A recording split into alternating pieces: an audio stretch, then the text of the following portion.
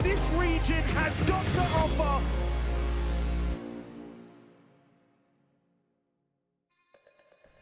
Two matches in the books here for OCE's debut of APL Kickoff. And so far, one went to script, the other one maybe not as much, because Anios 2-1 over Chiefs. We move to our third and final series of the day. We get to see Esports versus Rock LFO. Strange old name. I'm not too sure what's behind that one. Just Rock. Looking for a rock. But two teams that probably come into this one, and again, hard to probably have a focus on who we think is going to be the absolute favorite. It should be a good one. Could go all three maps. Yeah, absolutely. Let's have a look at Man LFO as the first roster between these two and break them down. Yeah, as you're kind of alluding to, shaping up to be quite a close matchup, focusing in on these guys specifically. The roster is largely unchanged compared to the back end of 25. Scars, though, out for Elements, who has an opportunity now in the APL to have a bit of a splash. These guys had promising signs, especially again towards the back half of 2025, and I think it's about building upon that foundation that they were able to lay at the back end of that year. And so, yeah, we'll see how they go with this new look team. Again, very difficult to set expectations, but I can definitely see them having impact in the midfield. Yeah, I think that in this region, the number one spot's locked up until proven otherwise. The number two spot probably wide open, so it means that the rest of the competition is very much an open territory. Rock LFO will go to them. ACOG, Loyalith, Machine, Snow, and Syro. Of course, they were part of True Synergy Gaming, so they're pretty much the same team, but just continuing under an LFO banner. But a team, guys, that historically hasn't had a lot of success at Pro League level. No, they had a very, very, very rough introduction to the Tier 1 level. It took them quite a while to wind up and find a bit of form, but they did eventually find it again, sort of emerging towards mid-pack, towards the back half of 2025. So in some ways, they mirror a similar-ish kind of timeline as Man LFO. The roster isn't completely unchanged. However, Ned out for Snow. He's been kicking around in Rivals and Tier 2 competition for quite some time, so excited to see how he can enter the Tier 1 scene and hopefully have impact. I've really liked what we've seen from this team and the improvement. It's been quite linear, slow going, but that's expected in OCE. And so for me, this stage and kickoff specifically is about building in to 2026 and hopefully they're cracking into the top three. Yeah, this game was slated for, I think, 8 or 9 p.m. or something like that at 6:30. It's been a pretty quick day, and that had a 3-mapper in there as well. We'll go to the vetoes for our final series of the day, as Machine is already getting flashbanged in his own room. He needs to turn the lights on as we go to Lair, Chalet again, and Consulate if required. It's been the day at the Chalet, but a different map. We get Lair first up, more importantly, selected by Man LFO. Yeah, you get to see Lair play out so far in OCE. It seems like the flavor of the day so far, as you're alluding to, has been both Chalet and Consulate, so nice to mix things up a little bit. Lair will offer an opportunity, I think, for both teams to experiment a bit more with lurks and playing into large maps, probably expecting the likes of Snake to maybe get some play or at least bed out. And then as we transition across to Chalet, that's where we see the tempo change up a little bit more, should be a little bit more fluid. And then if Consulate, if required, brings us back down to a lot of structure, a lot of checkpoints, a lot of mini games. Who that's going to favor, Jake? I mean, it's impossible to say at this point for these two, but hopefully, fingers crossed, we get another close game. So we head to Lair first up for our final series of the day. There is, by the way, a match that will not be played today in the upper bracket quarterfinal, but will be played next week, which is Shy Academy. I believe I've said that actually correct. And 6 targets. Those two teams kind of have, I guess, a proverbial bye this week, so they'll be getting to make their debut next week. But for now, Barbie Boys and Chiefs already in that lower bracket. Anios Enterprise will play in the upper bracket semi-final.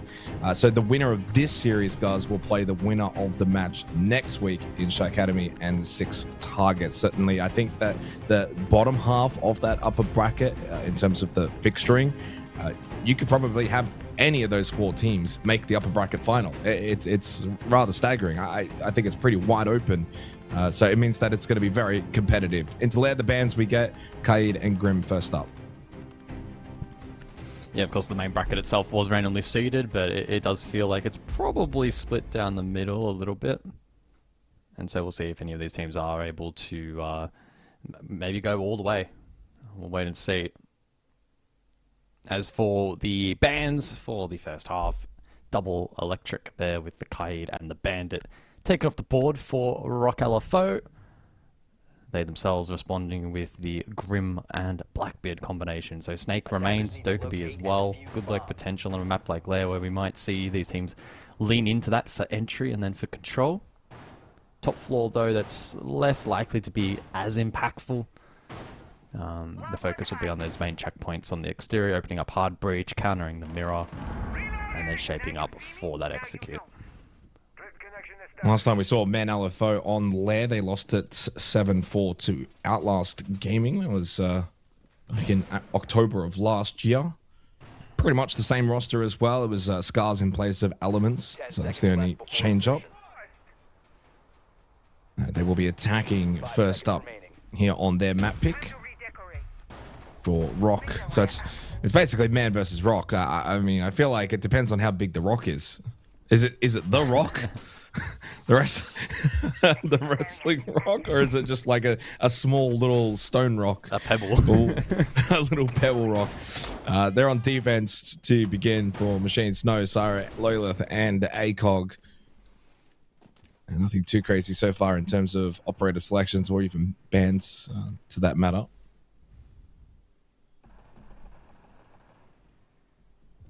Yeah, I mean, I'm intrigued to sort of take a step back as well and observe the quality of this siege compared to the other matches. Whilst there's been some lopsided results, I think overall some of the macro we've seen has actually been pretty good. And hopefully these two are on par with that so far.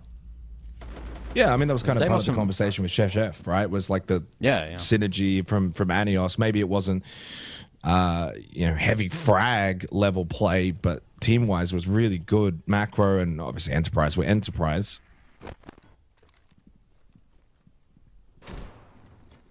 There haven't been many question mark moments today, which is a positive sign for the region. Early pressure here from Sharky, mind you. There was one team kill from Lunchbox out of Jake Kenner, but we didn't see it, so it doesn't count. We didn't see it, so it's fine. And this one's slow going. To be fair, top floor layer, Master and R6 can be one of the more slower paced sites within Siege. The main thing you want here is the mezzanine control, and that has been established for Man. And Sharky on the Monty, and so far looking for this set play where you get the Monty in the mezzanine position, open up mask, great swing. But so far it's all Man LFO. They've been able to actually hit the shots, and so now they've got a 3-player advantage and they break down this defensive site. This is a great start for Man LFO. Oh, shot in the back by Beers. Leaves poor old Machine by himself. Well, and that's going to be the end of the round. He did actually find a couple of kills at the close of the round, Machine, but the round win is secured for Man LFO. Attacking start on Lair into top floor. That is a wonderful start, even if it is their map pick. Yeah, layering really good pressure through the early round, ops across, spearheaded by the shield. Those on site like ACOG, as we observed, were getting a little uneasy and trying to find a pick back. Then they got caught, and it was pretty straightforward snowball there from the attack. The Deimos elsewhere from Elements offering a point of difference, and pretty clinical across the board there to open up their account. And so they'll be pretty pleased about that. Always a positive sign top floor when you can open up those walls early, get control quickly, not get stalled out. Of course, basement will play out in quite a different fashion, largely dependent on how Man LFO want to approach. You can, of course, go quite direct. That's a possibility. You can also elect to go for full map clears, abuse the vert, etc. Given the lineup that is on offer here from Man LFO, it's pretty flexible. They'll have the info gathering of Elements and Pluto for the map clear if they so wish, and then Sharky on the Monty is going to be effective at any point of the map. whether it be direct or down one of the staircases.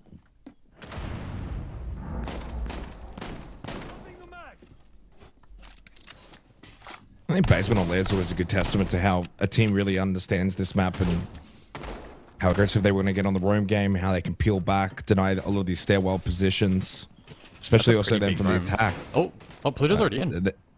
If they can read that defensive roam and understand the side is quite vacant, it is actually one of the more viable options to go horizontal, and they've done that. Straight through lockers, Pluto finds the first kill, Sharky then aggressive as well, and they can get this plant down in lab. And it's going to be a little bit too late now for Rock LFO to get back to this side, deny this plant, especially with the shield at the back. Plant is successful. Oh, so far, this is an incredibly dominant opening 2 rounds for Man LFO on the attack of Lair. Loyalist does get the headshot onto Beers. At the doorway, though, he'll meet his demise as Snow is going to be the last one up. And this round is done. Man, LFO have just absolutely blitzed the opening 2 rounds. Snow will give it his absolute best. Even if he had have found that kill, which would have been great on the drop down, he was going to get shot in the back anyway. 2-0 start. This is really good for Man Esports.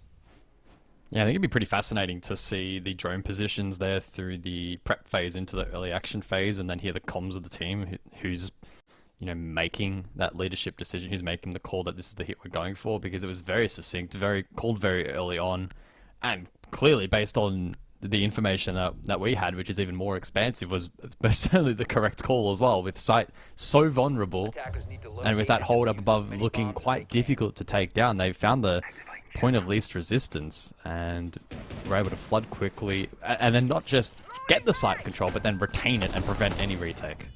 Good shot from Pluto, and while Loyalist, you know, found at least something back, it was snappy from Man LFO, who clearly very in sync with how the defense would then try to retake and didn't afford Rock any space or whatsoever. So great start. Round 3, things get a little intriguing. Over to dorms. So Rock LFO electing to go to the tertiary site of choice. And this one often a fun site to watch, with frequent battles on the top floor for vert control. And that seems to be the case here. Rock LFO will invest quite a bit of utility. And it's not quite like basement where you can ignore it. Typically you need some kind of contest. Otherwise it's like shooting fish in a barrel down below in towards that plane attempt.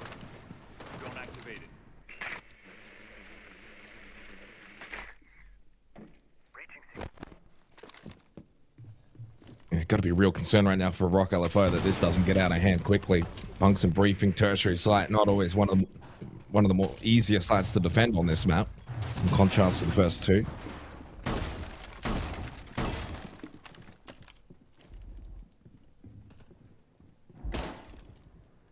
Beers and Pluto finding the first 2 opening kills in the first 2 rounds, and both with 3 kills after the first 2 rounds. They've been the standouts. I think for Rock, this is where you've got to take this round on the tertiary round to try and be a little bit more forward present. Yeah, take these kind of fights, put the pressure back, don't allow Man LFO to just take easy space, get good control around the map. Got to be more present within the server. In the first 2 rounds, they were just very stagnant.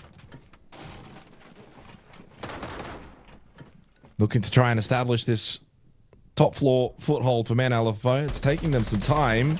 A chance for Hunter to put some damage into the back of Snow, and he does that. And they're gonna forfeit this top floor hold, except for Snow just holding towards the storage stairs.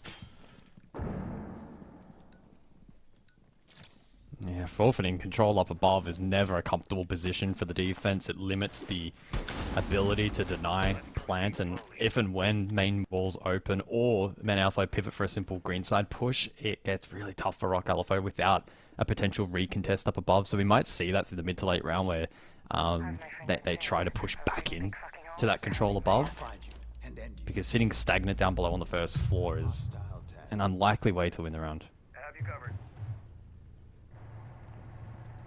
Machine's getting lit up elsewhere. It's Hunter. Finds it from above on the buck. And ACOG's going to fall as well to Beers. Loyalith was able to get the trade onto Elements, and then Beers losing his battle. And Sharky's getting the plant down inside of Bunks right now. No contest, no movement from Rock. That will be successful. And anytime you can enter the post plane with that Monty still up, it becomes difficult for the defending team to retake. And especially considering there's no one on the second floor for Rock LFO, Hunter will sit pretty above. So they're going to go for this retake. They do so as 3. 3 to push up. Pluto, they found the kill onto Snow. Loyal to swing. Surely Hunter's aware of the fact that he's being swarmed on. No, shot in the back by Cyro. And suddenly a little bit more winnable for Rock, but they've got to be quick with their movement. Guman stepped on by Pluto.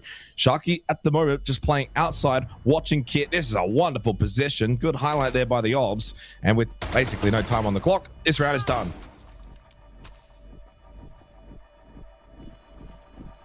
Save the KD, Loyalith. No, or not. Couldn't even do that.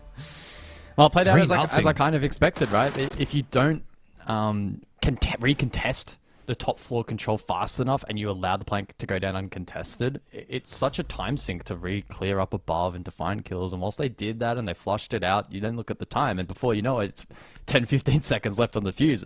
You then got to run all the way back to the objective, which also wasn't entirely clear because the Monty just posted up outside, and that round was basically over the second that plant was not denied.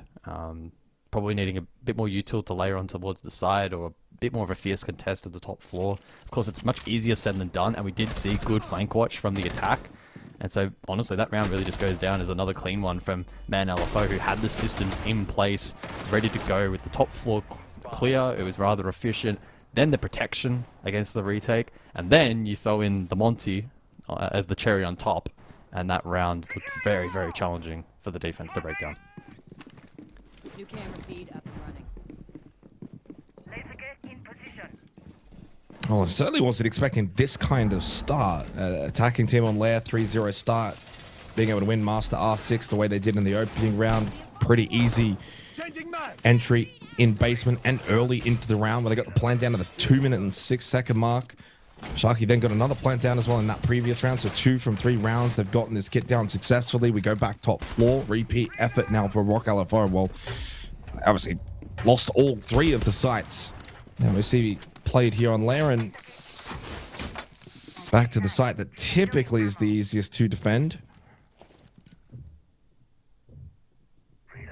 3 alive, 3 alive, 2 alive in the opening 3 rounds. So no flawlessness to these rounds. 6-1 start for Pluto. Loyalith wants to get a little bit more active here towards reception.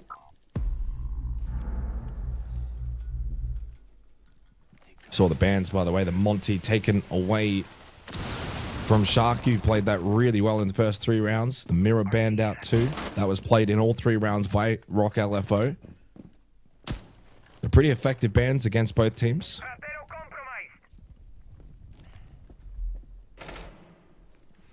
4 targets available here for Elements. Lurk. Oh, unfortunately, I had a bit of a lag spike there, so missed that fight, but it seems like it's still 10 up. Loyalith trying to defend this reception area pretty fiercely, but I imagine he will get flushed out here eventually by the Deimos, but no, that's a ping up above onto ACOG, who does take a chunk of damage.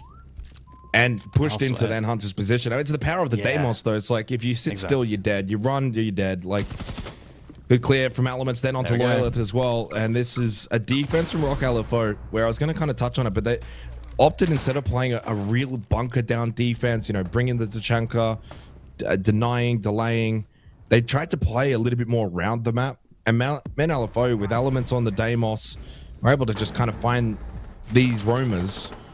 Machine with a shotgun gets rid of Hunter, but he's now down for the count anyway. They can't play the trade game. They don't have the numbers, so you can't just go 1-for-1 from here.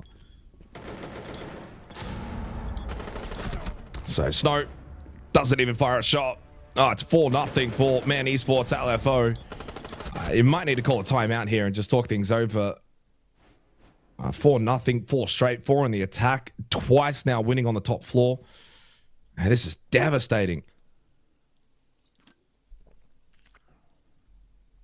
Yeah, it's rough. And it may well shape up to be yet another lopsided map here this afternoon, where it feels like close results are difficult to come by.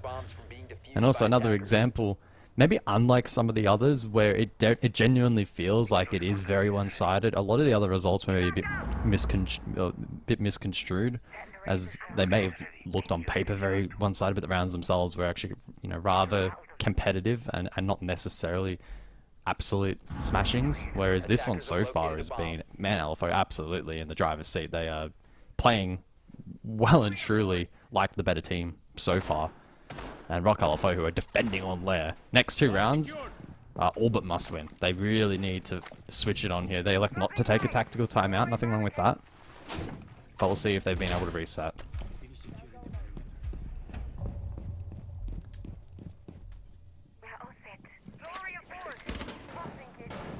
Reload! The benefit, though, for Rock LFO, this is not their map pick. They can try and at least ease into the series and hope to turn things around on Chalet. Not that this one's done by any means, but it's a long way back. Back to basement for this 5th round, where they got far more presence down in the basement rather than electing to play the roam game. It's as close as a basement stack as you're probably going to get on Lair. You typically still need to control a lot of those stairwell positions, have presence on the first floor, but they got many bodies that are going to be pretty quick to be able to get back down to basement to deny any kind of direct horizontal push, and it's going to force more of a top-down clear. And Loyalith hits the headshot onto Elements, gets rid of the Deimos. That's a big pick. Good start for Rock LFO. First opening kill for them here on Lair. Team kill from Pluto onto Hunter. That's our 2nd team kill of the day. And Snow wins the battle against Sharky. Finally, Rock LFO are looking like they're going to find some success. Loyalith, great swing, wins the battle against Pluto. And this round is going to be a very quick one and a very dominant one for Rock LFO.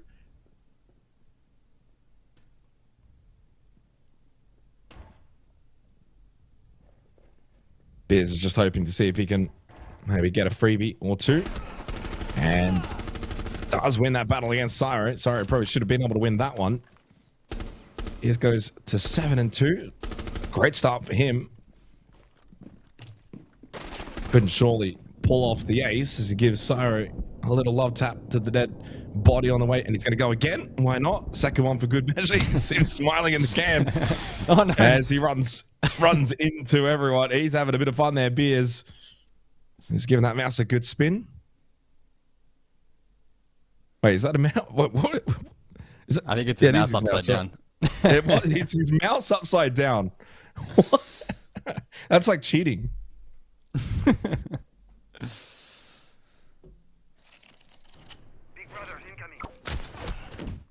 Good sharp shot to open the account for Loyalith and Rock LFO in that round. Trouble's compounding off the back of the team kill. And Loyalith continued his little reign of terror in round number 5. With that, the proverbial damn wall has broken. And Rock LFO in a position, if they can defend the tertiary, to start their recovery effort here on Lair. Reinforcing walls.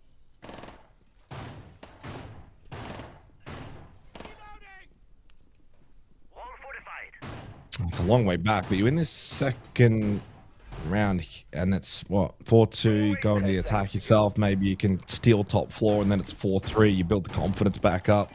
Yeah, clearly from a mechanical gunplay sense, they haven't really been that far off it. Machine's got 3, Snow's got 3, Loyalith is going positive. It's only Syra and ACOG that have really struggled in the KD department. It's been more so just a breakdown in defense philosophy on a lot of these sites, the way they've been playing it. Kind of trying to shuffle the deck chairs at times. And in that round, a bit more aggression seemingly works out nicely. Bunks a briefing to close the half out. This one's coming on pretty quickly in terms of these opening 6 rounds.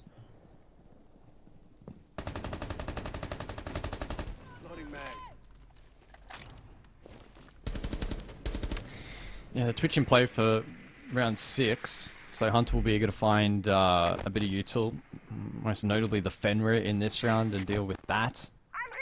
Doesn't seem like he's had a ton of success, although he only did just catch the back end of that particular drone, and he'll still have one more that he can get to work. Ops ground for Pluto and Sharky, who again will continue to drone forward here, trying to back this defense into a corner and force the flush. Block can be called to follow. So more information gathering tools here from Man LFO to try and clear above. Sorry, holding firm though. Flush missed. Minute 30 on the clock, so a decent amount of time drain here for the risk that's been taken by by Rock, which has actually been quite low so far, not having to work too hard to defend that timer. Motion device planted. Just over a minute remaining. And a flash dump push now from Man LFO. Sharky was blinded as well by it, but he did find the kill onto Snowden. The second onto Cyro. They did lose 2 teammates though in Elements and Beers, which makes this now 3v3. Drop down from ACOG. Glasses were activated. Back over to site. He can recover. But it does give up the second floors. Hunter, good little vault over kill onto Machine. They've got the advantage again. And they both fall to Sharky and Hunter as Man LFO clean up the half. It's a 5-1 statement here on the map of Lair.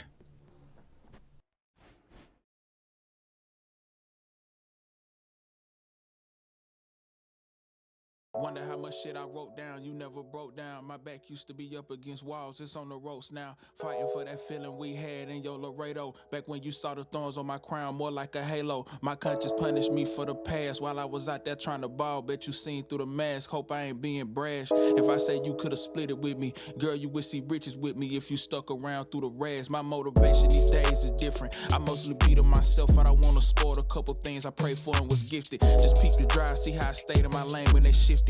I knew that time could not erase what my destiny's written. Right there next to these writtens. In my skin and my DNA like the one that was risen. I'm out that grave and I'm where life is the only decision. I'm not alone in my plight. I want you alone for the flight. About to take off in a minute.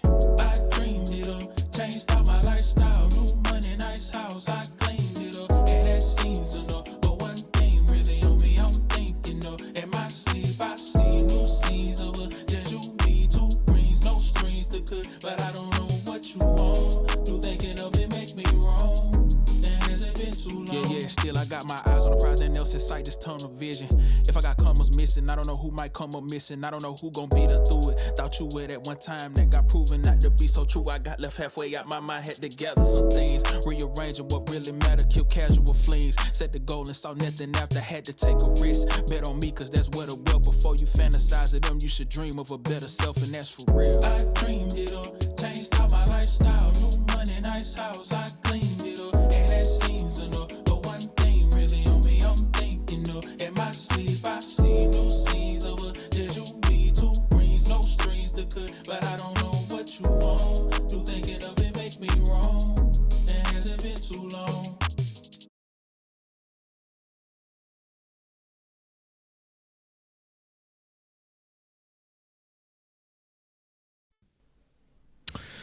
So we return from the halftime break. 5-1 lead for Man LFO. They switch over to the defense in cruise control here on their map pick of Lair.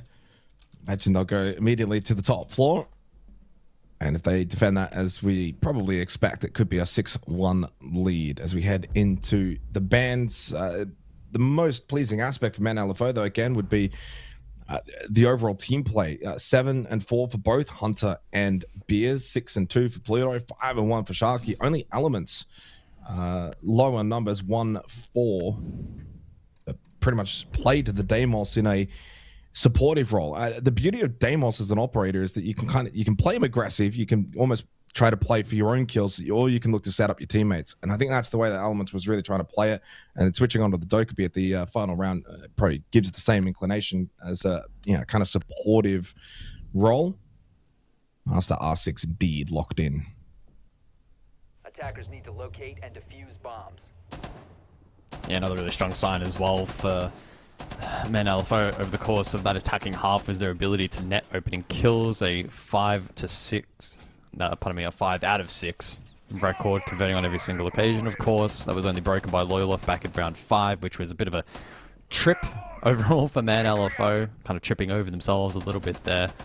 And by far their weakest round outside of that. the siege that they've been able to produce has been really quite clinical to watch. It's been really impressive. 10 seconds remaining. And for Rock LFO, it's now seeing if they can do much the same on their attacks in terms of commanding the early round, getting that map control early, and making Man Alpha on defense feel uncomfortable. This kind of defensive hold specifically is really reliant on the Tachanka playing deep and those positions not being disrupted. So if Rock LFO are able to, disrupt that potentially from below or get quick ops control or whatever the case may be, it's critical that they don't allow that backline of the defense to sort of be the backbone of the round. We do see the Snake deployed though here for round number 7, and so Loyalist will be given the license to play first floor, and it's very challenging to flank a Snake that does have that radar available.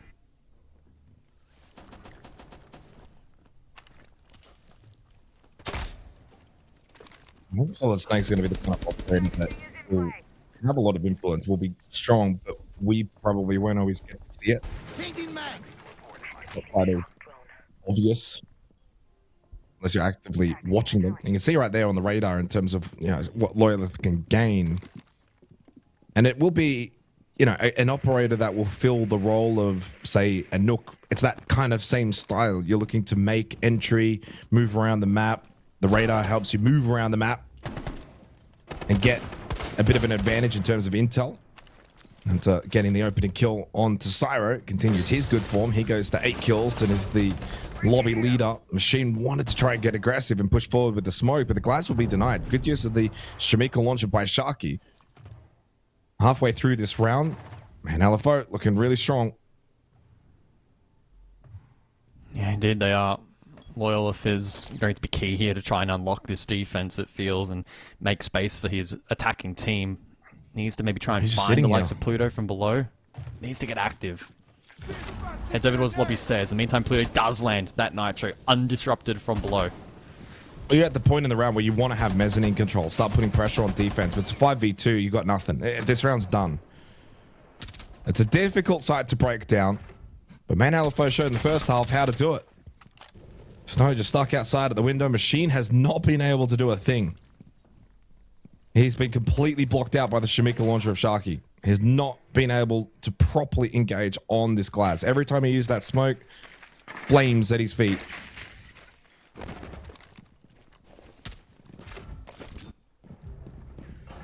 Yeah. I don't know what else to say really in this round other than credit to Man LFO and the way that they've played this. But for Rock, it's probably still question marks. Operator selection lineup, the way that they wanted to position around the site. Instead of going for the more conventional tactics, they tried some different things, didn't work at all. Man LFO very switched on, locked down on defense. This has been a beatdown on Lair, but it is their map pick. Expectations typically, I guess. We come into this series maybe not fully understanding as to maybe where these two teams are stacked up against each other. Well, right now, after the first map, they got far more of an understanding. We'll see if Chalet will play out any differently. Yeah, I feel like there's probably everyone on which map 2 it flips the other way, right? And we see a change of fortune. I think if it does continue to play out like this, though, it would be a real detriment for Rock LFO, who, again, rebranding from TSG, a rough introduction for them to the highest level of play, but they were able to find actually some okay form towards the back end of 2025. It would be rough for them to head into stage 1 with this kind of form line during kickoff, and would maybe feel like a regression for them. But look, it's only map 1. There's still a long path ahead, and the series is certainly not done. May just be an off performance here on Lair so far, but on the other side of the coin, Man Alpha have had their numbers strategically. They've looked actually quite good. Very well directed in what they want to achieve, and whilst execution hasn't been absolutely perfect, it's been pretty darn close in most of these rounds. So I think they will be quite pleased with the well-rounded effort as well. A lot of big numbers being posted on this team. The entry's been strong. The cost numbers as well, something to note. All but Elements on 86%, and he's not even trailing that far behind Elements on 71. So good consistent impact from all 5 members on Man LFO. Oh, that was close.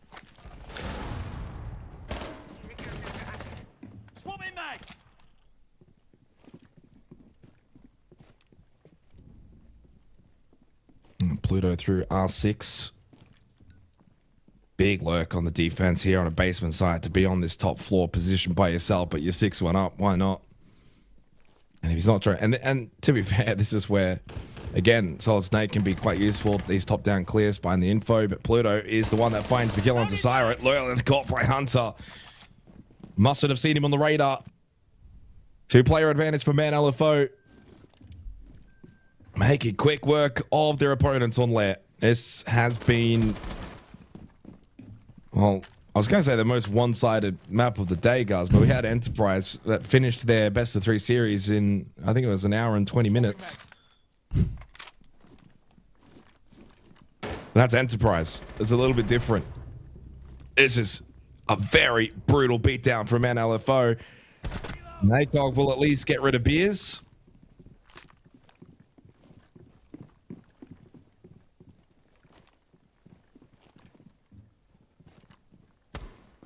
Yeah, it's looking like a double stack here. Warehouse side. Snow and ACOG will just try and trade their way through and see if they can pull something off, but it looks very, very unlikely. I love the discipline here from Man LFO. Bring 4 back to site, lock it up. We don't have to be too cute, have too much fun. We know they have to push site, bring the numbers back. It's really, really smart siege. Man LFO have been really good here on Lair. They should be very happy with their performance. And even in a moment like this, where you're 6-1 up, 4 versus 2 in the round, 30, 40 seconds left, this is the round where typically you could start to have a bit of fun, run around, and they keep it very compact, make it very difficult, impossible for Rock LFO. Well, we begged the question before this match, which is going to be stronger, the man or the Rock? I guess it was the man.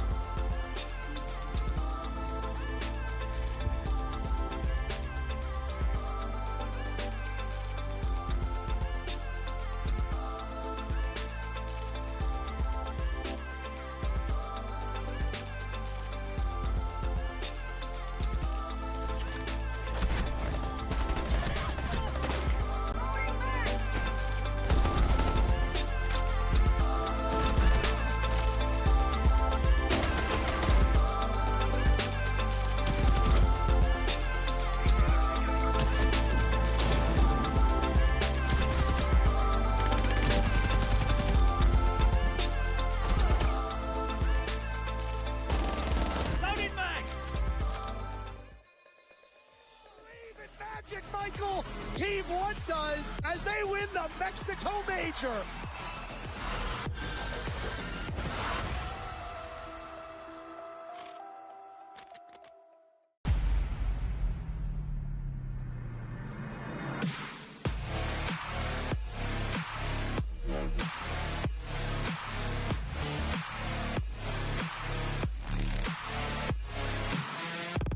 I'm breaking necks and I'm wilding out. Throw my elbows up and my money out. Cause I came to get down, so let's run it up.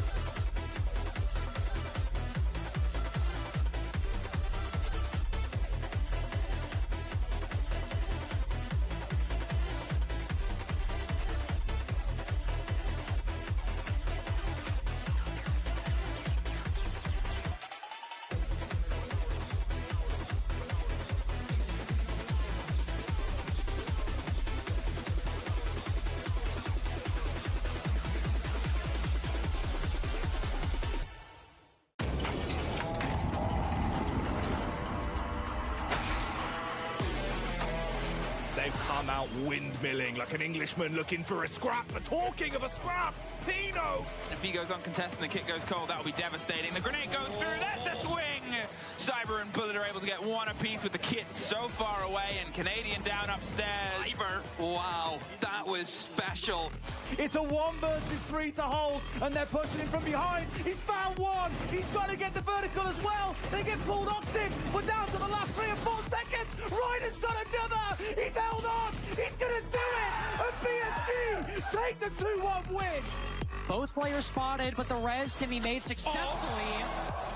Another one for Solotov. Information from the bees. It goes in. Shotgun. W7s. They cement themselves as one of the greatest of all time. He's starting to get cooked alive, Ollie, but he's using the stim pistols. Look at this from the dock. Surely not. Brilliant. That's play of the year in my book. Plays the game, hits the old body, doesn't quite catch it. There's the impact. He gets it. There's the dash. He doesn't have the concentration. He's going back. He's not quite sure. He Askey gotta go. A few seconds. Stick it, Ness. Stick it. This is an angle that he might be able to contest. No, unfortunately, he takes just a bit of damage there. A walk, I guess, to the second one. Eclipse, though, will get one, turning it into a 2v2. Now they push it on the side. The Bandit will lose out on this. Eclipse, the last alive on the Ella. He spots the head and takes him down. The ace for Waka. He will down BC. Canadian positioning to pick up, but that's going to result in a double nade from Vertical. That's 4 for him in the round. Necrox, the final defender against Vertical. The ace, absolute domination. You believe in magic, Michael. Team 1. He gets it just in time. It's no time to make it. It is performance. They are the best that this region has got to offer. Well, an incredibly dominant performance from Men LFO. They took apart their opponents, Rock LFO, on last 7-1 beatdown. They had a 7 out of 8 advantage on the opening kills. They got clamped down twice in the first half. Multi-kills from Sharky and Pluto. Had a flawless in the 7th round as well. Double digits for Hunter. Everything that could go right went right. Oh, just about. I mean, there was the one blemish in round 5, but that was basically about it. Yeah, just commanding position after commanding position that was then being converted. A true team effort as well across the board. The cost numbers were incredibly impressive, with 3 players almost on the precipice of 90%. So pretty much having impact in all but 1 round if the math checks out. You flip that to Rock LFO, for instance, on a single player was above 100 EPS. Loyal the highest with 82, and that was off largely 1 pop-off round. And the cost numbers in comparison far more inconsistent. The question now begs, was that just a one-off on Lair? Is the Chalet going to be more refined? And well, thankfully for us, the answer to that is not too far away. Well, certainly not too far away at all. Into the second map of the series, what is our final series of the day here for OCE. As so far, it's been a really, really solid day. Enterprise showed that they are going to be the team to beat. There are no question marks about that roster. Chiefs got some work to do, got beaten up by Chef Jeff and Team Anios. And for Men LFO, well, a perfect start against Rock LFO. We'll see if that continues into Chalet. They'll be on the attack and they'll be ready to go. They started on the attack on Lair and they were able to get 4 rounds straight to get going. If you can do that on Lair, I think it's more than likely they can certainly go and do it here on Chalet. This is the map pick, though, for Rock LFO. They need to respond and do so now. So we'll see the bands roll out then. First wave, Azami and Grim. Both very common on Chalet. Followed up by the Solace and the Monty. The Solace is one that's not quite as targeted, but still very impactful on Chalet, especially when you think about objectives like dining, where you may see the Solace play above for plant denial. A couple of other occasions as well. Solace as well can be quite adaptive throughout the mid-round if you want to have a roam in play as well. But that will not be seen for the opening half. Monty to round things off. And so that leaves the Blitz and the Blackbeard as the primary shields.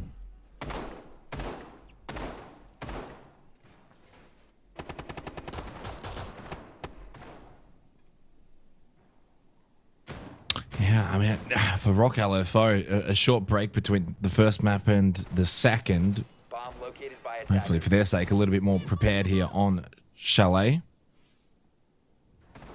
just got to try and make these rounds themselves even more competitive. Kind of look at some of the survival numbers in the first half. In the first half of the first map, there was only one round where there was less than 3 players alive in the round wins for Man LFO. And then in the second half, which was only 2 rounds, that couldn't be said either. So for Rock LFO, there was not a single round that they lost. Sorry, there was only a single round that they lost, which was 2 or less alive for Man LFO. That's concerning.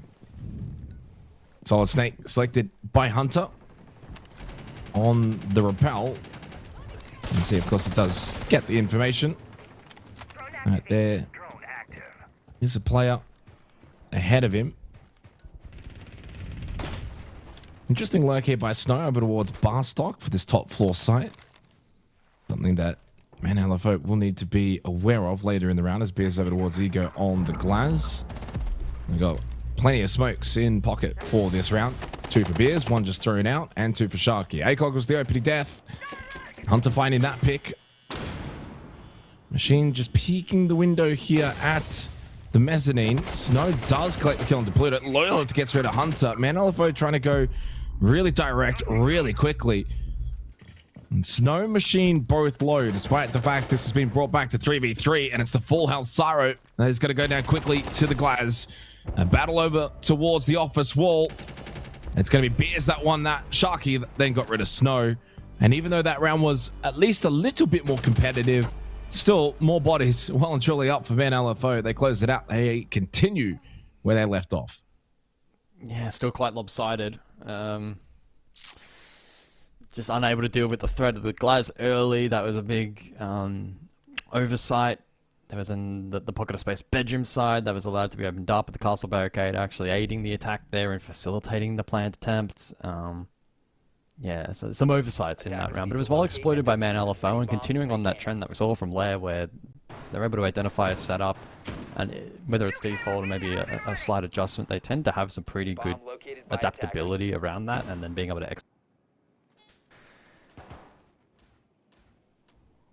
It's been quite enjoyable to watch. Good start on the attacking half. In an attempt to build momentum, we head over to dining for round 2. Yeah, I imagine it'll play pretty similar. Yeah, I think so. I mean, the success in that round for Rock LFO was kind of off the back of the Snow Lurk Barstock, where he found a pick at the same time that Loyalith found a pick that brought the round back, and it looked like it was going to be competitive. But again, 3 players left alive for Man LFO at the end of it. And that was just a rather direct hit into sight. It wasn't really too much about it. I'm reloading. This side, this time a little bit more of a solar side focus for Man LFO.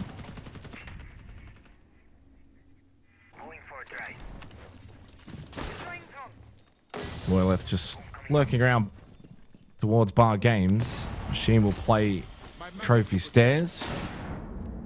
Magnet goes out after some of the utility was already in. Now, Sharky's going to go for the rappel. It didn't seem like he was actually aware of Machine's position. Just the way that he kind of nonchalantly rappelled in, didn't go for the quick snap Trophy Stairs. It was a bit of a delayed one, but then Pluto, that's much better. Collects Machine, 1-for-1 trade. They lose the striker, but they get rid of the Wamai. No more magnets for the remainder of this round for the defense.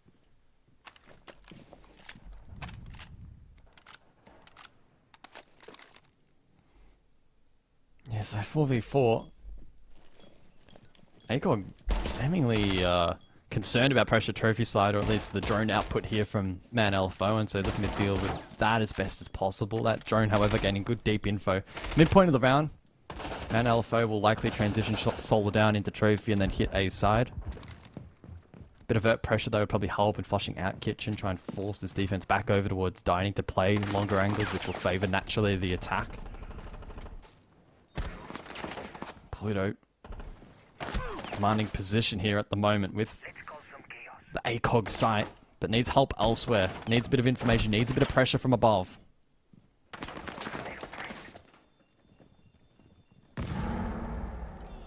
Under a minute remaining.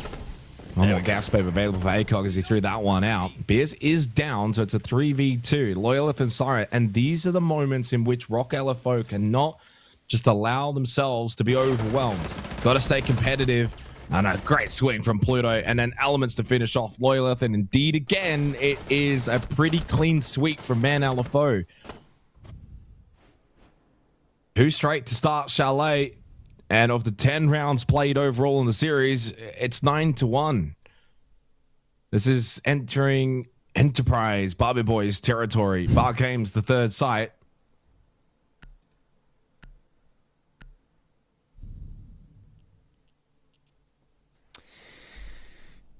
Yeah, I would tend to agree.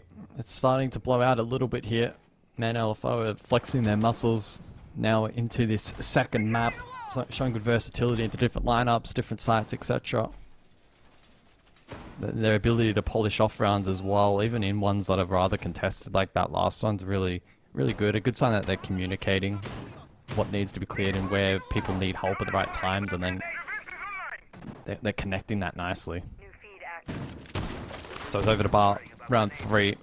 Rock LFO really must start building some momentum, otherwise they're going to find themselves in a world of hurt pretty quickly here.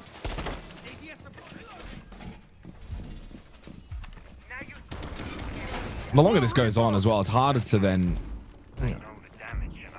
turn it around, really. Like these rounds now that are playing out, these are the ones you got to do it. You can't go 5-0 down and then start to bring it back. At that point, then you leave yourself so vulnerable to one mishap, one little misplay or a big play from Man LFO. Then they suddenly get to 6.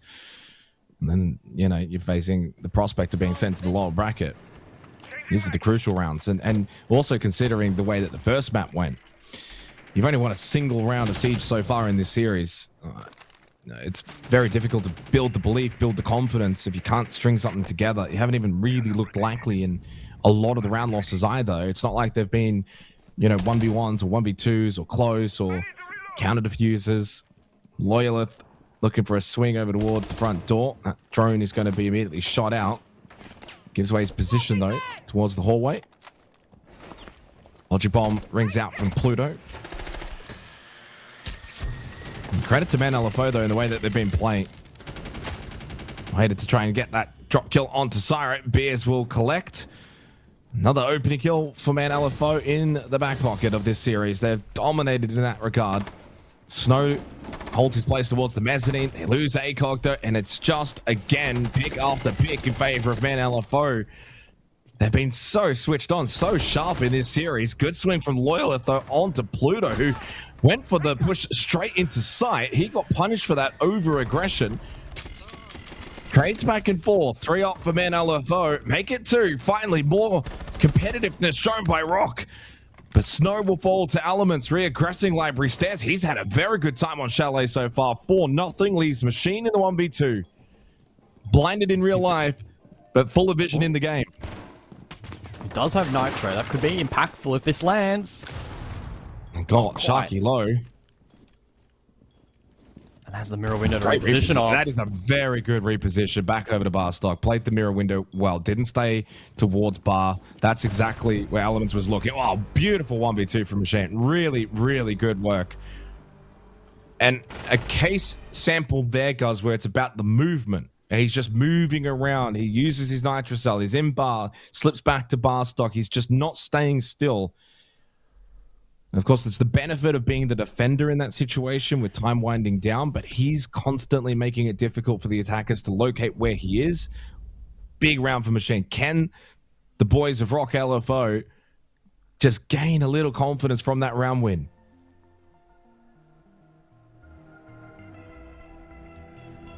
Well, it's a Rock LFO timeout, so looking to recompose after that round, and we'll see if it does potentially kickstart some momentum for them.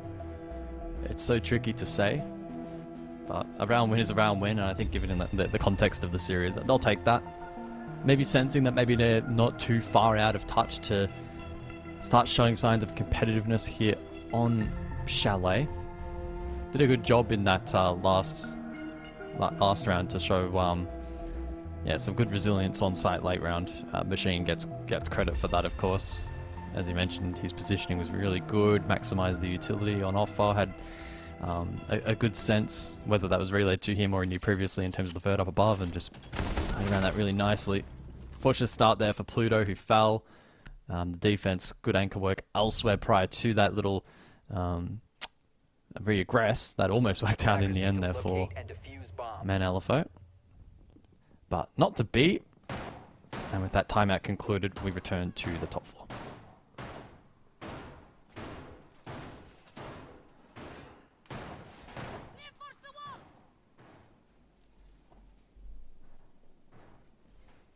Machine will get the credit for that 1v2, but certainly far more competitiveness from Rock LFO in the middle portion of that round, which put him in that position to be able to clutch up. And clutch up he did.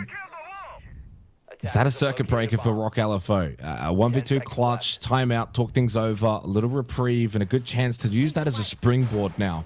Get a couple of rounds on the board, make this a contest. You can't just win one and then straight back to usual proceedings, which is certainly what Man LFO will be hoping will happen. But that's the round win there that can build the confidence. So bar games defended successfully. Back over top floor. That's the bedroom and office for the fourth round.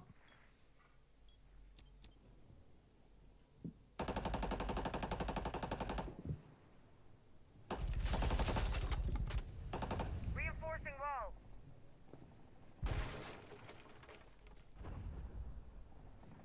It's a pretty trap heavy here from the defense here with the Legion, the Thorn, the Allah. Going to be a lot to disrupt the push here from the attack and maybe not allow some of the lurks in towards the site that we saw specifically last time out. It was most notably the Glaz, but of course that's omitted for this round.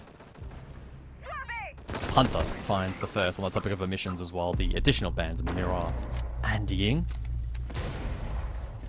So losing the Warden with the Ying banned out isn't absolutely terrible, but it's obviously still not great. Less firepower available on the server and still susceptible now to flash bangs, plenty of which are available, and a plant attempt from Man LFO. Oh, he's going to get this down completely. Oh, I was going to say completely uncontested at the death, though. Snow got him and then got elements after that. Well, this has just changed pretty quickly. That was about to be a post-plant scenario. Man LFO got sprung. Rock LFO at the death have just been able to wake back to life in this fourth round. Beers is low, so is Pluto, and this is a very winnable round for Rock LFO to try and make it 2 straight for the first time in the series. There was a slither left on that plant to go down. Even if it was confirmed, the snappy couple of kills found by the defense may not have made much of a difference as Beers charges forward and falls. Leaves Pluto in a 1 versus 3. He's dead too, and Rock LFO have been able to equalize. Yeah, all right, this is better. Game on, series on now. They're back. They've woken up. Sheen's 1v2's giving them a lifeline. The timeout too as well. At the back of that, they go and win this round. It looked a little shaky maybe to begin with, and I thought that plant was going to be able to stick, but yeah, really good timing from Snow to deny. Then got the second immediately after that. And 2-2. Kitchen dining to come for the 5th round. 2 more rounds to go in the half. Attackers need to locate and defuse as many bombs as they can. You can just sort of feel for Rock LFO, okay, that confidence is back, that ability to compete. It's not like Man LFO, they're not enterprise guys, okay? Like we can get ourselves back into this, and they've done that. Razor Bloom going out.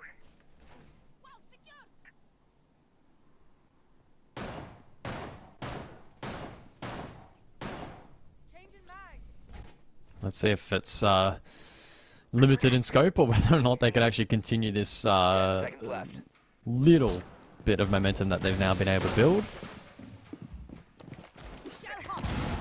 As into the action phase for round 5 we now go. It's again rather trap heavy here from Rock LFO. In fact, essentially the entire lineup can be classified as trap. And so that's going to really disrupt the ability of particularly the Blackbeard of Sharky to try and find space. If he's getting disrupted by utility marching forward with just the shield in hand, is going to be a little bit rough without proper support. So we'll see how Man LFO look to manage that, because it's starting to become a bit of a trend now that the traps are proving effective.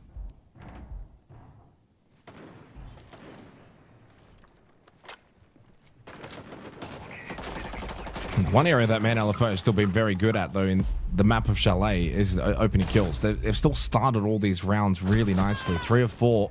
Make it 4 of 5. Beers collecting Cyro. It's going to be his second opening death for Rock LFO in this first half. And again, another really good start to the round for Man LFO, but Rock LFO have really started to show that they can fight back in these rounds. They're not just going to fall over in a similar fashion to Lair. Razor Bloom placed by ACOG. Looking to defend this top floor. Kitchen dining, of course, is the site, but top floor still has heavy importance. We'll see how long ACOG is able to hold inside of office. This isn't a position that Man LFO should allowed to be completely withdrawn from. They need to force the fight. I think still just being a little precarious over towards Library Stairs, and they'll now take this ground. ACOG has continued to stay here. 1-4 so far, and he needs to find at least one here. Oh! I think he just got spooked by the Blackbeard. Oh, he hits the headshot with a C75. Well, that mean machine pistol up close can be very deadly. Blackbeard shut down. And ACOG himself will fall to Pluto. And Pluto then went on and got a second onto Loyalist Machine by himself. He got the 1v2 before. It'll be a 1v3 if he can do it again here in the 5th round. There are a couple of BPCs up, but I don't think that's feeding too much useful information. There was a default solar as well. So Machine instead postures over towards West Main to maybe play on that on-site info. Maybe willing to afford the attack some control. But doesn't want to be too generous here. 20 seconds for Man LFO to problem solve. It's not a lot of time, and they're going to have to solve now a 1v1 problem. Beers versus Machine. 10 seconds. The drop, he's already down. Machine didn't quite catch the timing. He can hold his position. Force Beers to run to him. Has the ping intel. Beers just kept on running. Machine blinded by the light, though, but he can see clearly. 3-2 as Rock LFO take the lead here on Chalet. And it's 3 rounds straight. Well, it's definitely not a flash in the pan now. This is well and truly momentum built. Rock LFO have been able to adapt their play style. And I want to say leading into the traps is hot, but it doesn't feel like the traps themselves has been awfully meaningful. It's really a lot of it position based at the moment that Man LFO are finding tricky to contest. And also closing out rounds. That's now what, 2 big clutches from Machine. That one there even larger than the last, where they just haven't been able to be in tradable positions, and Machine with some awkward and some, I guess, quote-unquote strange positioning for himself has done a really good job in actually converting that to isolation, but then immediately moves. He continues to remain unpredictable, not allowing Man LFO to pick it back for free, and ultimately showed some really good nerve at the end of the round as well. 10 seconds left.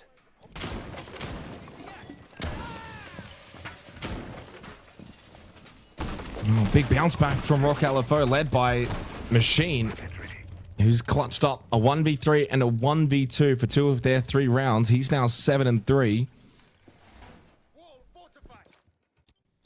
And 4 kills in that round as well for Machine.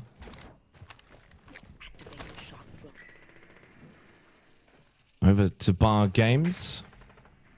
Hunter just finding the right angle to avoid the Mozzie Pest. Gets rid of that.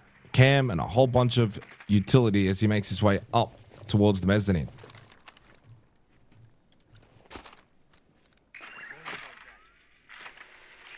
So the Retaros from Elements, we'll see how much utility that he is able to clear. A pretty open hold here from the defense, no deployable shields deployed, and so he'll rotate off pretty quickly. Util dump onto Cyro. ACOG elsewhere under the pump, traded back. Cyro falls as well. Good start for Man LFO. Now it's about conversion, and that's been put into question a couple of times now.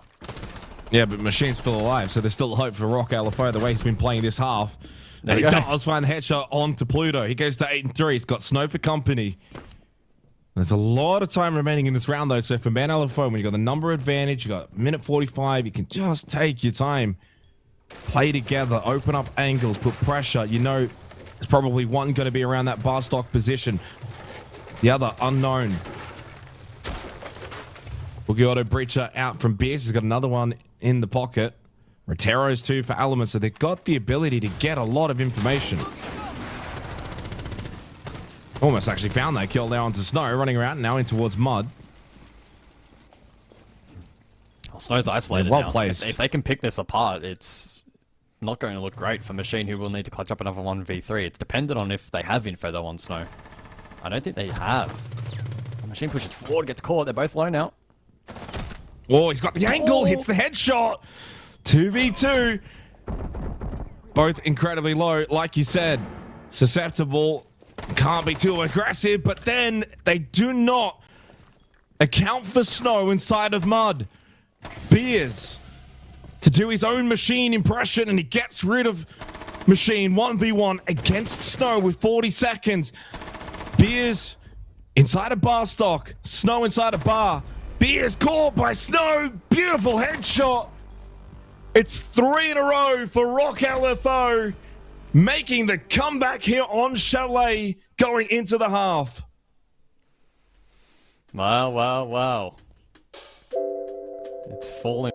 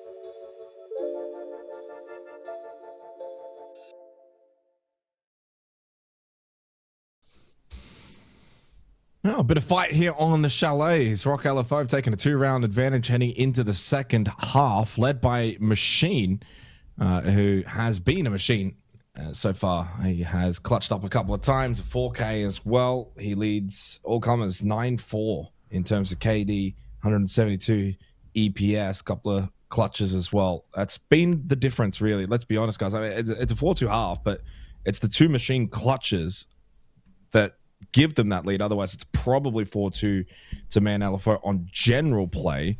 And I think that's probably what they just would be talking about going into the second half. We're on defense now. Overall, we've been the better team. We certainly were on the first. Let's just kind of keep things condensed, not panic. The scoreboard, maybe not fully reflective, but credit to Rock LFO.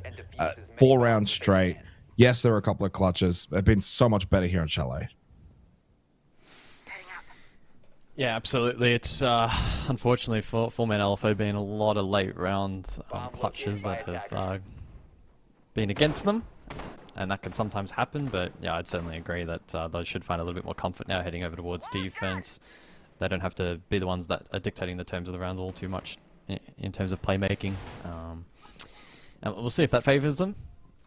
Rock LFO are going to be tested well and truly here in the second half to see if they can actually translate a lot of that good playmaking potential over across to attack. It's much easier said than done. Also intrigued to see in terms of like what specific playstyle they want to actually employ in said second half. We'll see the Solid Snake selection already here from Loyalist. Bit of vert potential as well. The Brava a nice addition too, especially with the Aruni in play, and the Thorn too, even the Kaid to an extent. You factor in the defaults as well here on Chalet, which can be quite powerful, and I quite like the addition of those clutch drones.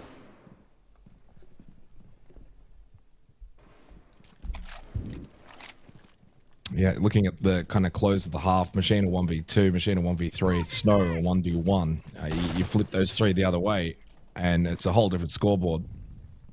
Ifs and buts mean nothing, though. The reality is, Rock LFO up 2 rounds, Loyal onto the Snake. We'll see what Man LFO can bring to the table here on defense. Double shield ban against Rock LFO. Bedroom office site here, as we've gone past a minute already. 2 minutes to go in the round. Not a whole lot of action thus far. A lot of moving around defensively though for Man LFO. Sharky contesting towards Trophy on the first floor. You got Hunter inside kitchen as well. As we just panned away from Sharky, he got lit up. Very low on health after that first engagement. Oh, ACOG goes in. Aggressive. Bang. Shot. Slam, but not the sack. And good trade from Hunter, who would have gotten that sound cue. Now under the pump himself. Hits the deck, waiting for support. Can Pluto come alongside to help? He does. Almost got the second. A lot of action currently here. Sara on the ground. It's a 3-2 in favor of Man LFO. He's got just immediately back up, as he called it. So 3v3. He is low. Minute left for Rock LFO, but Machine's up. If Machine is up, they're a chance. He's been that good so far here on Chalet. It's a different beast though when you're on the attack.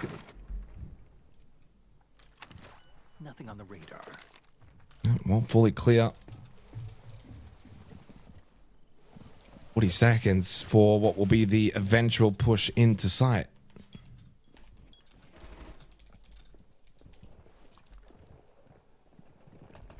Seconds. Loyalist trying to be patient, doesn't want to give away a sound cue. There's the ping. Sees the barrel of the gun. It's elements in closet. Not much Loyalist can do about that though. And they don't really have the util to displace this. This is tough, and he doesn't land the shot. Well, it's kind of ironic. You're the one who's got the information, but he's the one that hits the shot. And then the second, as Elements falls to Syro, there's no time surely to clutch up the 1v2 with 4 seconds. Beers to put an end to this streak of Rock LFO. 4 straight comes to a close. As Man LFO find their 3rd round, they begin defense the way they really would have wanted to. Nice and clean. Loved the little 1-2 punch over towards Kitchen and Trophy. Earlier in the round, Hunter did a good job to get that trade on the into the trophy position, and then had a bit of help from Pluto above, and they were able to probably put themselves in the winnable position off of that initial mid-round engagement towards Kitchen. It was a good entry from ACOG, but yeah, Hunter's position was strong, kept himself tucked in. It was actually Pluto dropped and helped out horizontally, and yeah, from there they just had the numbers. Sure did. So they snap back into action then to kick off the second half. Man LFO, the series leaders at the moment after a pretty devastating performance on Lair, a 7-1 victory for them. And while things start to get a little bit rocky here on Chalet, defense now potentially affording them an opportunity back into the match if the attacking woes of Rock LFO are to compound. Somewhat similar lineup then from Rock LFO, especially when centering it around the Brava. That being said, the Twitch also to be deployed here, so double specialist drone work. We'll see what kind of an impact that may have. I like the inclusion of the Ying as well as opposed to the Grim. Could be quite powerful, especially with no Warden in play from the defense.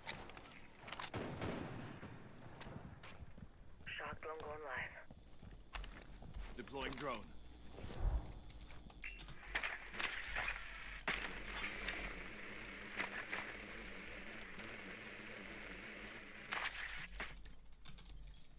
Pluto up to 18 kills now across the 2 maps. Having a very good performance as the Logic Bomb from Loyalith is currently active. Not really gaining anything off this though. That will expire, and Pluto catching Loyalith. Just able to hear the footsteps over the ringing tones of the Logic Bomb, and he's going to do to the Dockerby what Loyalith wanted to do to him.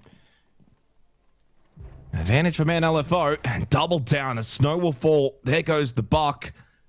On a kitchen dining site where you want that top floor control and then utilize the skeleton key, that's no longer available, and now puts Rock LFO in a very, very poor position. Yeah, it's not comfortable. And there's little playmaking opportunity now with 2 players outside. Syro a long way away over towards Mez. Looking to fulfill a bit of a flank watch position at the moment, although position now noted. Of course, Pluto is on library stairs, but there's not really much in the way to force him up. If anything, he'll be wanting to path down below. So 60 seconds, we see that transition now from the attack. They're just going to have to stack it into sight. Yeah, this round, unfortunately, is unraveling.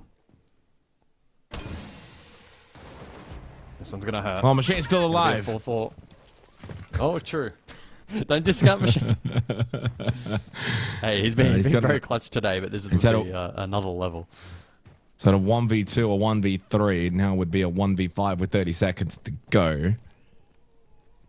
I like the fact that he'll give himself even a very minute chance. Well, there's one.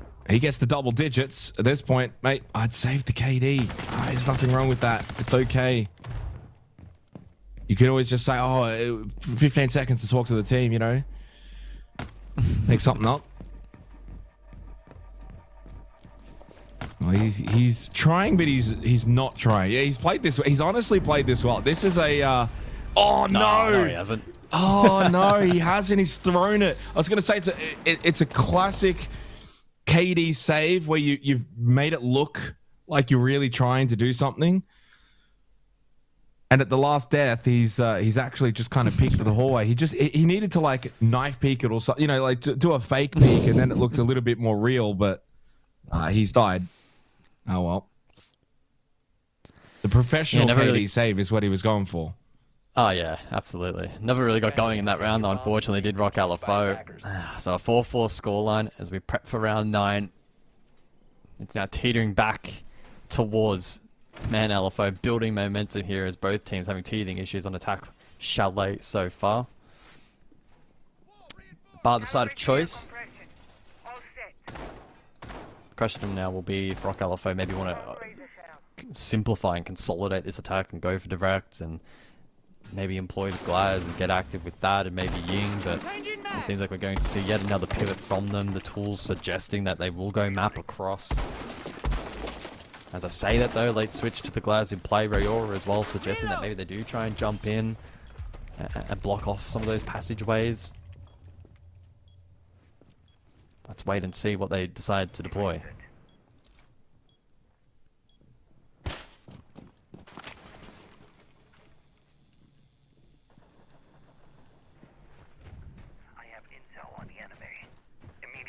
It's been far more of a contest on Chalet, that's for sure, after the 7-1 beatdown on Lair.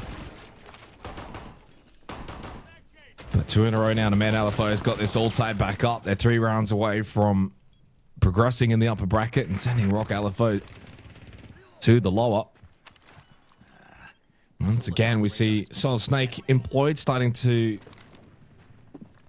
become used a little bit more as the day has gone on.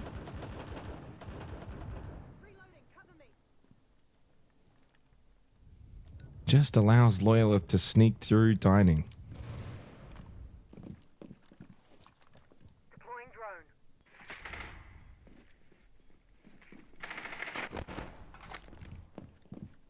Okay, so some info gathered over towards the top library stairs position. So Rock LFO with a decent read as to what the hold entails. They've got Loyalith as well for a lurk position dining, and that's actually now to be joined alongside Snow. So it might be a bit of a obscure double stack here from the info gatherers. It's going to be interesting, maybe to try to draw a bit of pressure to help in the clear above. It's a 3-2 stack from the defense on the other side of the coin. 2 stacked bar, first floor, and then 3 above for the triangle hold at Mez. Pretty advanced position from Beers, and Sharky as well will be the first in the line of fire of that double push dining side. It seems like Rock LFO just waiting for a particular moment to hit. They're waiting for that missing piece of the puzzle at the moment. 60 seconds on the clock, still plenty of time. Smoke's deployed, here we go. Good headshot. Good clear from Loyalist, but they lost Machine and Cyro. And ACOG falls then shortly thereafter. 3v2 right now for Men LFO in their favor with elements on the floor inside a bar. He could crawl over to Sharky for some help, but Sharky needs to keep gun up. Oh, well, the wall just opened up. And Snow finds the elimination onto elements. He's not going to get picked up. Oh, Diffuser. A very awkward position at the moment. That's so exposed. Let's have a look. Especially with Mez control still in the hands of Pluto, this round feels very, very difficult for Rock LFO. And there's not really any kind of time, but they do clear out Pluto. Can Snow then go and acquire the kit? Even if he can, he's just lost his teammate. He does find the elimination onto Sharky. It's a 1v1, 9 seconds. Hunter knows full well, though, that Snow has to plant bar. And there's 5 seconds. Once he gets on this, he can allow this time to go down. Hunter should never really be losing this. Shoot is the keyword. Oh my god. Oh my god. Oh my god. Oh no. Oh my god. Oh my god. I mean, I think Snow's reaction captures that very, very well. He knows just how fortunate he got, and the clutch storyline continues. It's now getting to the point where it's a little bit ridiculous if you're Man LFO.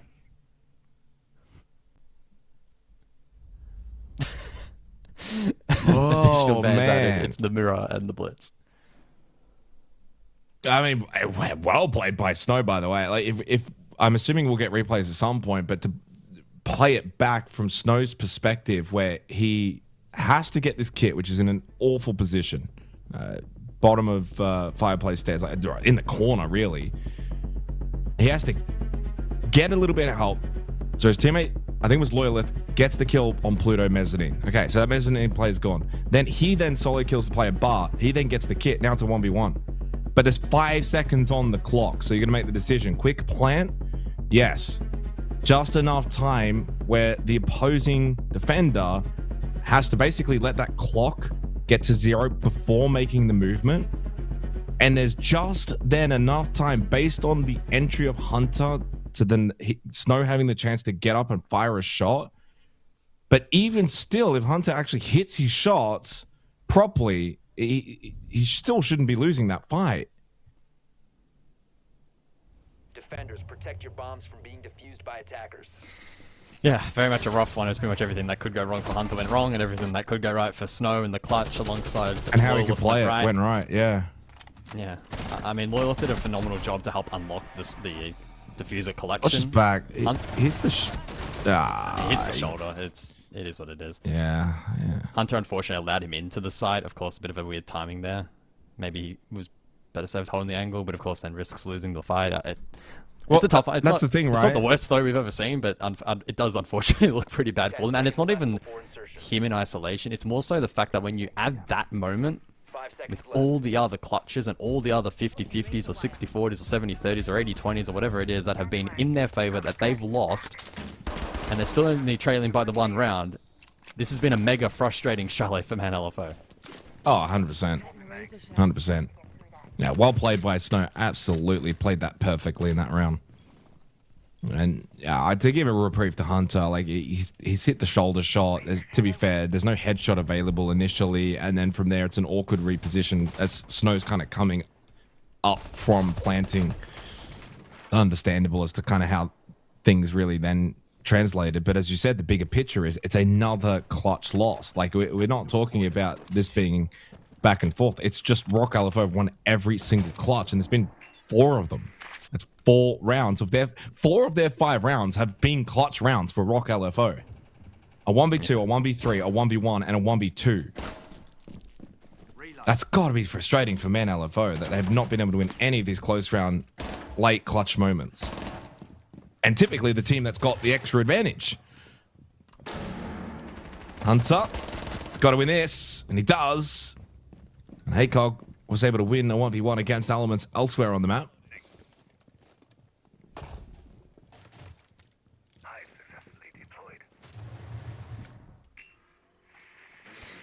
Yeah, midpoint of the round, 4-4. Solid Snake's still up, so Loyal in a work position below.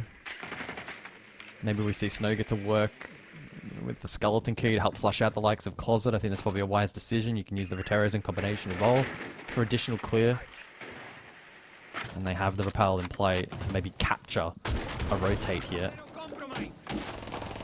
All signs pointing towards this Solar side hit. It's been very loudly transmitted to the defense, and Man LFO will be ready and waiting. Just the one Nitro, though, for them to deny plant. And we'll see if that proves costly. Loyaleth and Pluto going toe-to-toe. Loyaleth wins that battle. Another one takes the place of Pluto. As Hunter slips back in towards Piano, allows Loyaleth to push forward down the hallway. Shotgun in hand. Goes for the swing. Knows he's behind the case. Nitro Cell thrown out and connects. Well played from Hunter.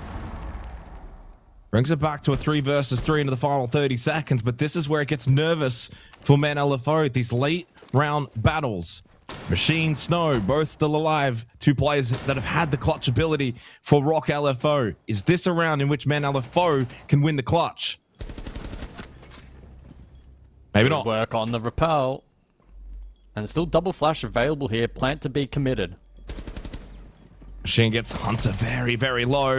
A third though found from Hunter. Sharky gets the kill onto Snow. There's literally no way Machine can win this. It's impossible. Finally, a clutch will go the way of Man LFO.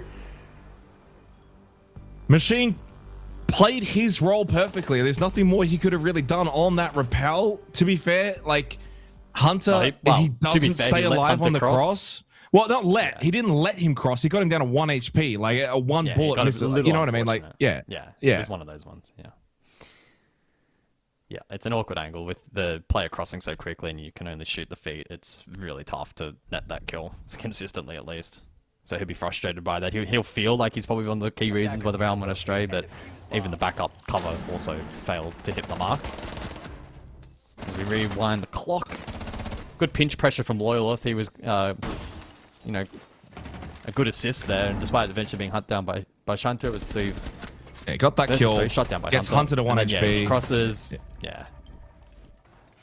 To be fair, in some ways, that probably feels like a little bit of payback to Hunter, right? You cast your mind back to the round prior where he isn't fortunate enough to win the clutch, and hits the shoulder shot, whatever, gets a little unlucky.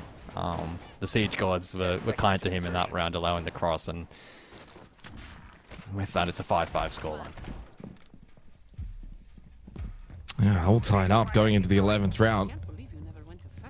After the map of Lair, probably wasn't expecting this one to be in this position. I prefer to take action. Man, LFO have... the thing is, despite this scoreline and the way this game is played, Man LFO has probably still been the better team. You add in, of course, the first map as to the reasoning for saying that, but again, 4 of the 5 rounds that Rock LFO have won have been all 1vx's. Snow with the opening kill onto Hunter though. And that's been an area of domination for Man LFO. 6 of the last 8 rounds, they've gotten the opening pick. Finally, Rock LFO get one the other way.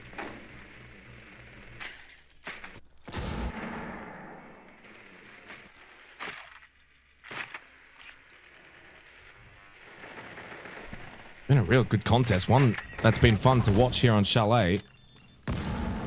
Is Consulate required?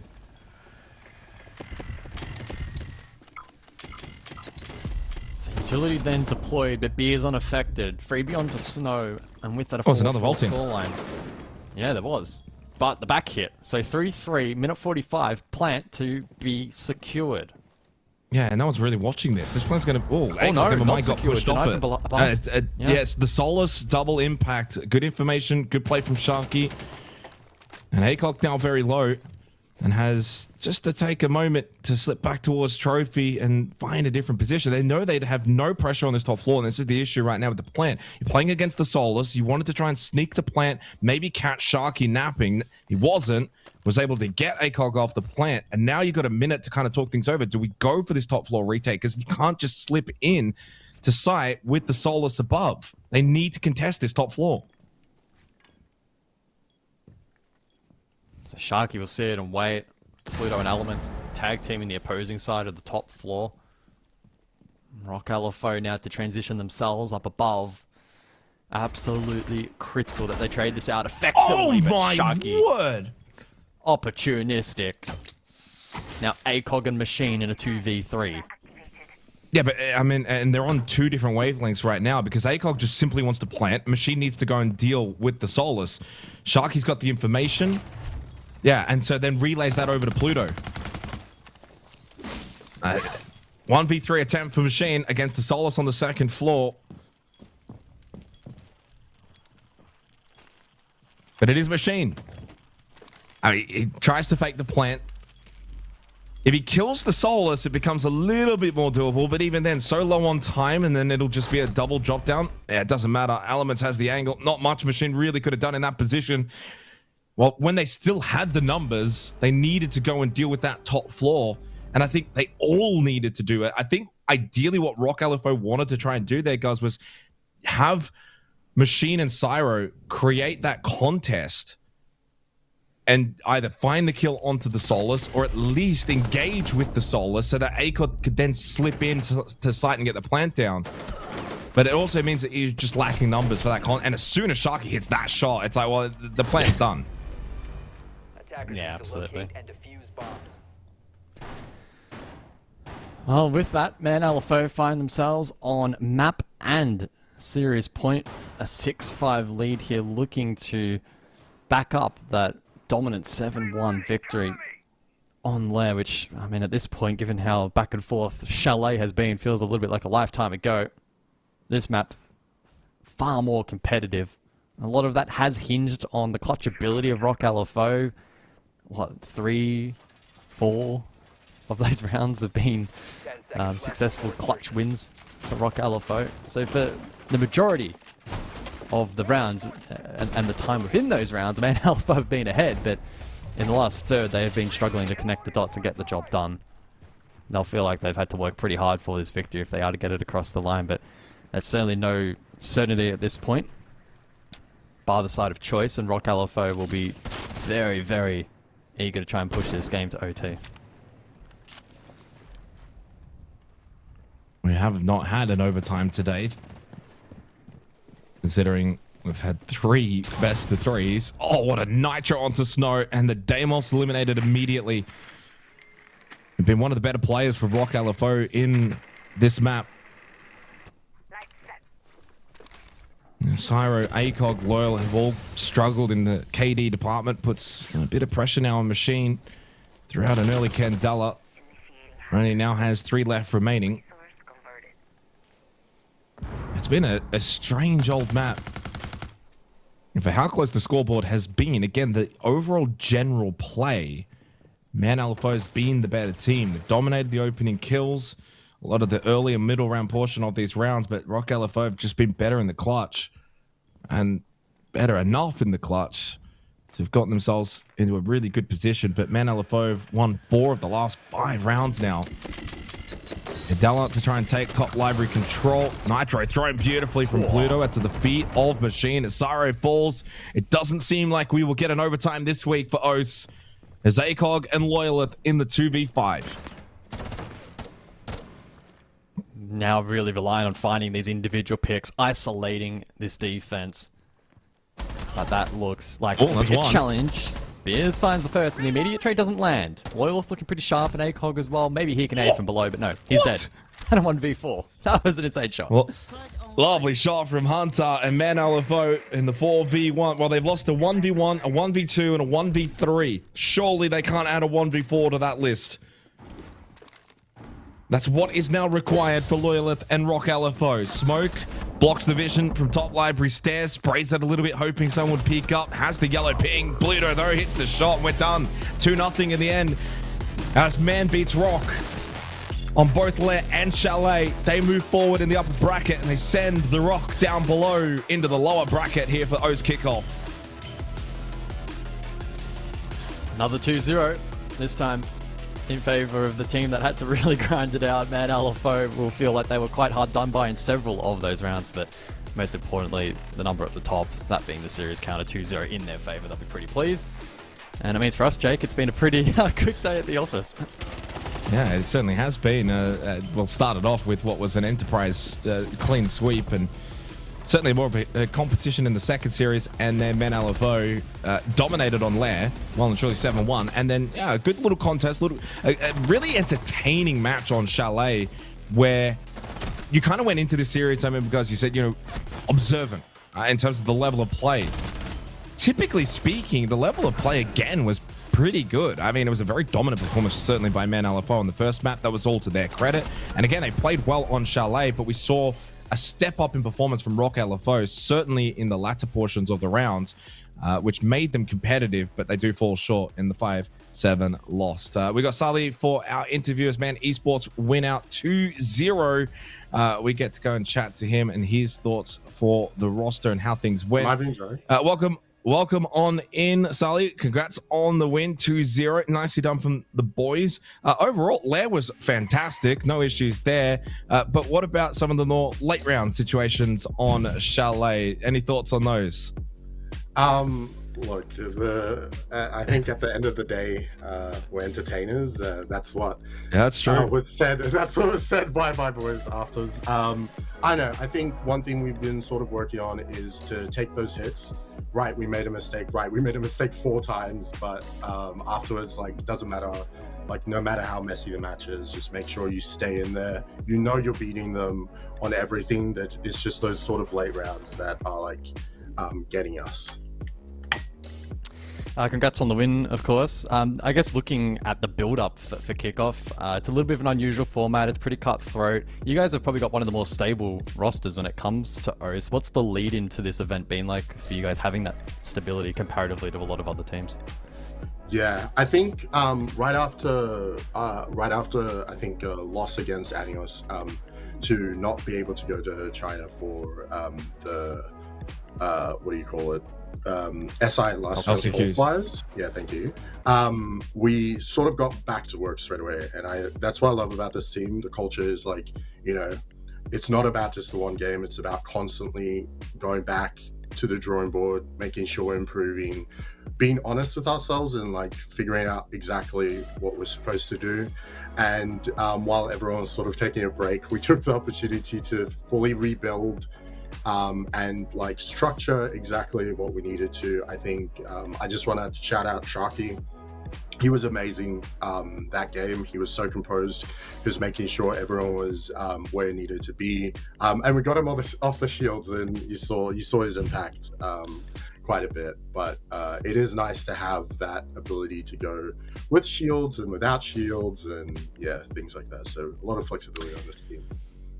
As Gus was kind of alluding to there, Kickoff is a pretty cutthroat format. There's only one slot for the major. There's not really too many second chances. For instance, it is double elimination, and you guys do still technically have a loss in pocket. But with Enterprise and the dominance of that roster in the region, how do you kind of shape the belief in the roster in terms of what they can accomplish, or even what are the expected goals for a stage like this? I know that any competitor wants to win and wants to go to the major, but do you kind of set other goals alongside that to say, yeah, top 4 or top 2, grand final, etc.? Do you set mini goals along the way? I would say we like to take it like one match at a time. We have that laser focus on making sure we focus on the game in front of us. There's no team we don't believe we can beat.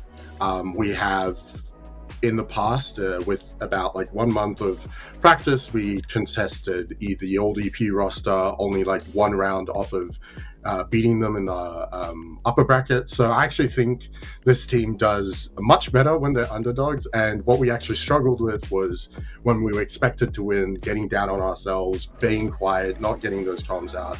So yeah, I'm really excited to show like what we have. I think we showed some of it today, and yeah, hopefully we will show more of it. And as I said, just taking it one game at a time, one round at a time. Yeah. Well, you did a very good job of that today. Congratulations again to you and your team. Best of luck next week in the upper bracket semi-final. Thank you so much. See you guys. Man, Esports 2-0 over Rock LFO in the end 7-1-7-5, as that was a bit more competitive on Chalet. Where do you kind of rank them now, guys? We've seen at least 6 of the teams after today's action. Do you kind of put them... What ballpark do you put them in right now? Because there was a lot of good signs. Lair was dominant. The general play on Chalet was good, you know. I mean, I'm not even smiling because I feel like I want to rank them lowly or anything like that. I think I'm more so when I think about today and just how strange it's kind of played out with so many one-sided maps. I think it's challenging to evaluate almost any team. I think the only one with certainty is probably EP being head and shoulders above the rest. Outside of that, and I think you probably made this point earlier, is second feels very much up for grabs. And who knows, even if a team can really quickly ramp up pressure and catch EP off at the right moment, who knows if maybe even they're susceptible at the top. So I think OCE is in a very intriguing spot, and this kind of format very much leans into that, where we should get a pretty big shape up.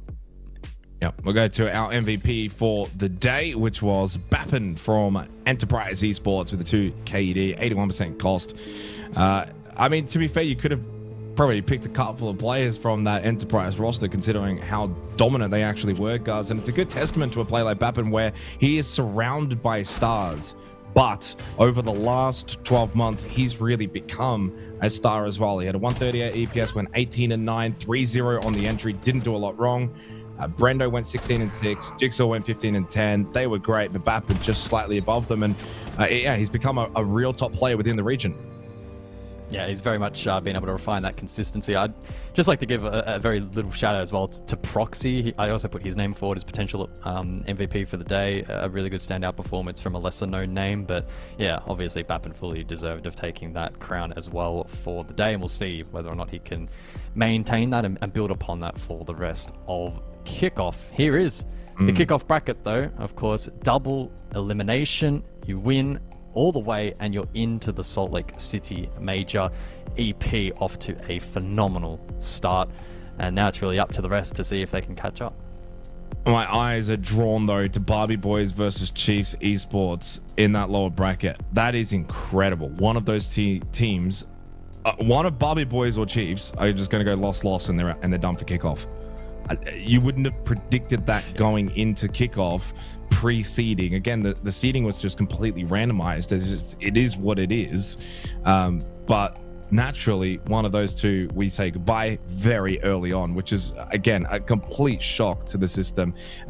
Shike Academy and 6 Targets, they'll play, of course, their match next week along the other matches. And so they'll play Man LFO, whoever wins that. Anios Enterprise, as you mentioned before. It shapes up to be a fun one. Enterprise will be favorites in every single match that they play. And you can clearly see from a bracket such as this, you win that first series, you then only need to win 3 more. After that, you lose your first series, you're going to have to win 5. I mean, that's quite ridiculous. That's a very difficult task at hand. Rock LFO sit towards that lower bracket. They'll play the loser of Shy Academy and 6 Targets as well. But yeah, but that Barbie Boys Chiefs game has big ramifications for Kickoff. I mean, fortunately, it's a long year ahead. You got Kickoff into stage 1, into stage 2. It's not as if it's a one and done for the year, guys. There are other opportunities, etc., outside of just the Salt Lake Major. You want to kick off here in style, and getting essentially first rounded for one of those 2 teams is not the way you want to kick things off. Yeah, absolutely. I mean, you talk about a long year. There's a lot of siege on offer in 2026, especially through Kickoff, where it's fairly condensed. Of course, EML coming up for those of you who maybe are on the degenerate sleep schedule. I believe it's starting somewhere around 4 a.m., but don't quote me on that. So be sure to check that out, of course, here on the main channel of Rainbow Six. EML's had probably some even more crazy roster changes than OCE, which goes without saying when you've got names like Shaiko jumping around. So yeah, eager to see how that pans out alongside the rest of the regions as well. As for APL, we're done for this weekend. Over the last couple of days, it's been so good to be back in the fold for Rainbow Six Esports. We're looking forward to more APL action next week. Hopefully, we'll see you then.